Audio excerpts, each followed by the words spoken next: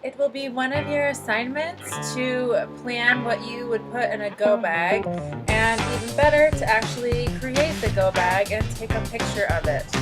The following information will help you think about things to bring in case of an emergency, especially things that would fit in one bag that you could just grab.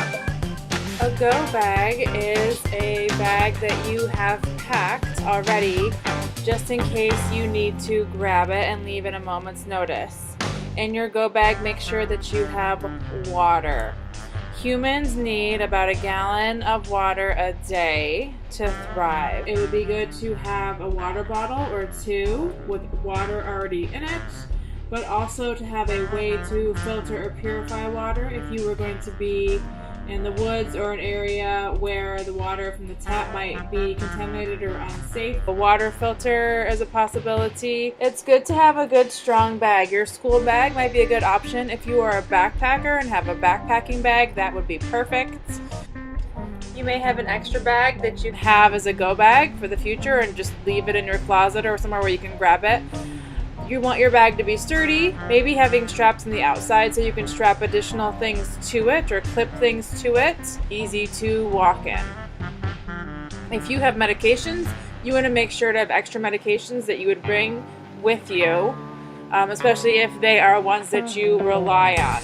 This also includes glasses, contacts, contact solution, and over-the-counter medication. If you get headaches or think you might get headaches, it's good to have that, or allergy medication, anything that will help you feel healthier on the road. You want to have comfortable clothing depending on where you are and depending on the time of year. You want to have appropriate clothing, so for cooler or warmer weather, it's good to have things for cold weather just in case. Cotton, if it gets wet, can be very heavy, so think about quick drying materials. You want to have shoes that you can walk in. Even if you're getting into a car, you don't know if you might have to get out and walk part of the way. So have some good comfortable walking shoes and extra shoes as well in case anything happens to your first pair. For food, avoid the junk food that's not going to keep you going and feeling healthy. Really good foods include nutrient and protein dense food like protein bars and nuts and seeds, dried fruit, other prepared foods that are ready to eat like granola, food where you just add water, so there's like some soup mixes, and ramen would be okay. Dehydrated soups would be excellent.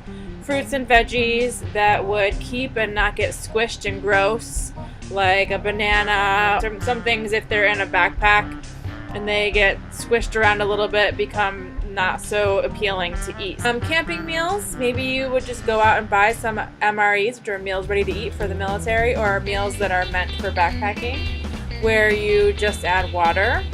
Cans are not ideal because they're heavy and you need a can opener as well, but if you have some canned foods that you like, maybe you could put a couple of those in your go bag. And of course you're going to want a bowl to eat things out of if your food needs a bowl, and utensils. Other good food that I've appreciated for backpacking has included things like seaweed and seeds that I can sprout as I travel, and like seaweed that's ready to eat, and also seaweed that's just dry that you can add to soup or something like that. You probably want some kind of bedding for warmth and comfort. Maybe you can bring a travel pillow, maybe a blanket that folds up really nicely, maybe there's special reflective blankets that are very small that just keep you warm. You want a sleeping bag, maybe a sleeping pad for the sleeping bag, and warm clothes as well. You should have a light aside from your phone. You may need your phone for other things and don't want to use up the precious battery power. So have a flashlight and extra batteries available. You want to be able to stay clean. So hand sanitizer, soaps, toothbrush, toothpaste, shampoo, deodorant, all those things. And toilet paper that has become so precious since I made this slide a couple years ago. We want to have that. Comb, if you need tampons or pads. For power, it would be good to have one of those portable chargers that you can charge and then bring, or a portable solar panel, extra batteries, or maybe just charger cords that you can plug into the car that fit your appliances that you are bringing with you. There's a variety of tools you may need. A knife can be very useful if you know how to use it. It's easy to cut yourself and hurt yourself, so be careful. A multi-purpose tool or Swiss Army knife might have a lot of different things that you could find useful.